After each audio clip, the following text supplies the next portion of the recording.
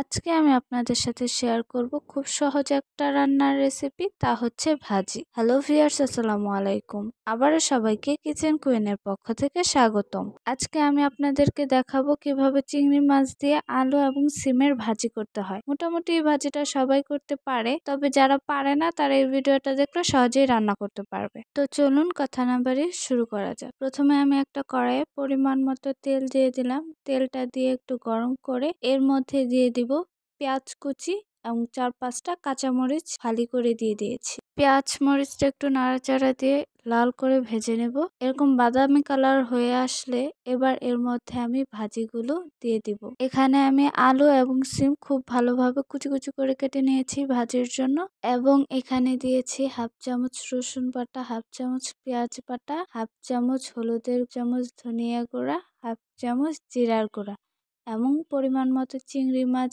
দিয়ে পেঁয়াজ মরিচটা বাদামি কালার হয়ে আসলে ভাজিটা এর মধ্যে ঢেলে দেব। দিয়ে একটু নাড়াচাড়া করে আমি ভাজিটাকে উল্টে পাল্টে দিব। এবার এর মধ্যে দিয়ে দিব স্বাদ মতো লবণ। লবণ দিয়ে আবার একটু নাড়াচাড়া দিয়ে উল্টে পাল্টে ঢাকনা দিয়ে ঢেকে দিব ভাজিটা একটু সিদ্ধ হওয়ার জন্য, যেন ভাজিটা খুব ভালোভাবে সিদ্ধ হয়ে যায়। ঢাকনাটা খুলে আবারও নাড়াচাড়া দিয়ে ভাজিটা রান্না করে নেব। এই তো আমার ভাজিটা রান্না করা কমপ্লিট। আমার এই সহজ সহজ এবং ইউনিক পদ্ধতিগুলো যদি ভালো লাগে তাহলে লাইক, কমেন্ট, শেয়ার করে পাশে থাকবেন এবং সবার আগে ভিডিও পেতে চ্যানেলটি সাবস্ক্রাইব করে দিবেন।